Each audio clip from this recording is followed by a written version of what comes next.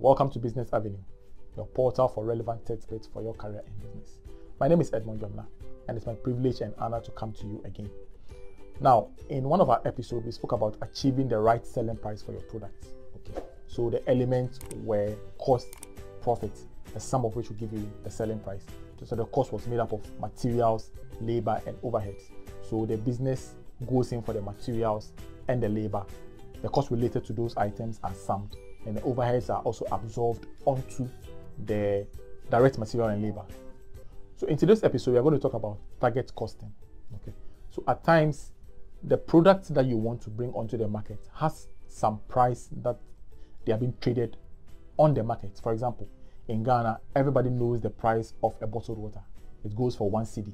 A bag of sachet water goes for 3 cedis, 50 pesos, or 4 cedis, depending on the quality or how purified the water is. So as a business, if you have intentions of trading in such a market, you should be prepared to meet that selling price. So target costing is the maximum value for materials, labor, and overheads, which is required to produce or manufacture a product to be able to achieve a certain profit level with a predetermined selling price in mind. So with target costing, the reverse of the normal pricing system is in play. So you start with the selling price, you move to estimate your profit, then the balance will be the target cost the business must achieve. Target costing is essential for the production of new goods, not when the production has already been started and is in the market, then feedback is gotten before they make necessary adjustments. So target costing is a decision making to whether to proceed or abandon an idea to produce a goods or service. Target costing is essential to enable a business to be highly competitive in the market. Okay, so if the product are selling for 10 cedis, you shouldn't go beyond that. Other than that, you will literally price yourself out of competition. Let's look at the element of target costing. To be able to estimate a target cost, first, you must find out if there's a set selling price. So you can do that by conducting a research on the market with goods that are similar to yours. Also, a business through its objectives or strategy can set a target costing for itself. Once that has been achieved, the second thing is to estimate the profit. Now here, care must be taken because in the normal selling pricing system, the cost is first estimated, then the rate of profit is applied on it to achieve the selling price. But in this regime, the selling price is first gotten. So when you're estimating the profit, it's going to be a different dynamics to the normal selling pricing estimation system. So the profit applied on the cost is a markup. So when you have the selling price, you cannot use that same rate to estimate its profit. You're going to get it wrong.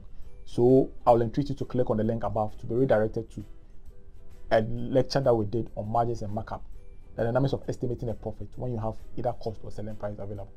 So once you've been able to estimate the profit, the difference between the two will give you the cost that the business must work around in achieving. Okay. Now, once you've gotten the target cost, you must next compute the actual cost of the product. The actual cost is the cost of putting together the element when you don't have any target or predetermined selling price in mind. Once that is done, you compare the actual cost to the target cost. If the actual cost is in excess of the target cost, there will be a difference which we call a target cost gap, which the business must work around in closing it.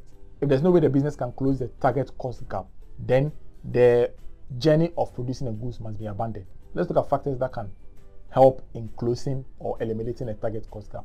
The first is using existing processes on the market. You shouldn't think of reinventing the wheel. For example, part of a production process involves grinding raw materials.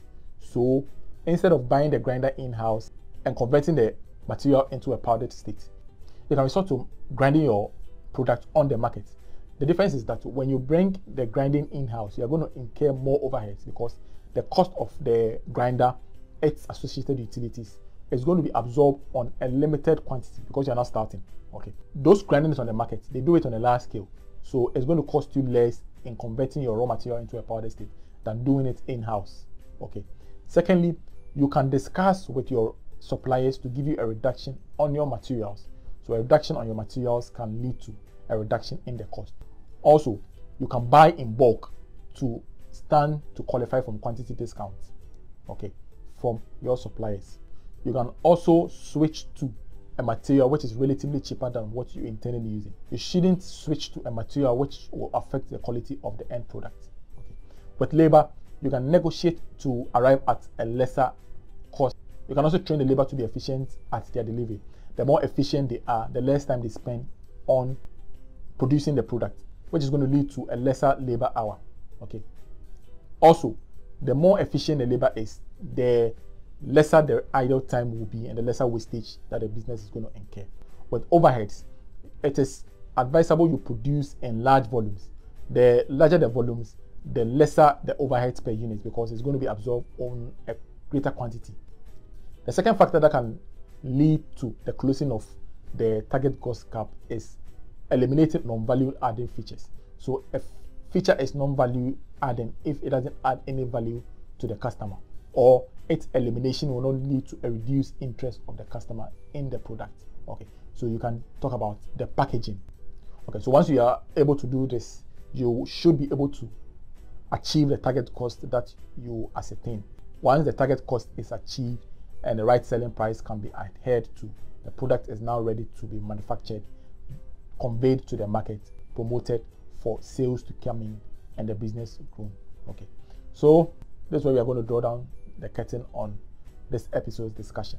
Okay, if you have any feedback or you want help to achieve a successful target cost, you can contact us on the details below, or you can drop them in the comment section. Whilst at that, you can subscribe by clicking on the red button below. Click on the notification bell by it to be abreast with our postings. Like and share. Catch us again on another episode of Business Avenue. Till then, take care of yourself and stay blessed. Adios.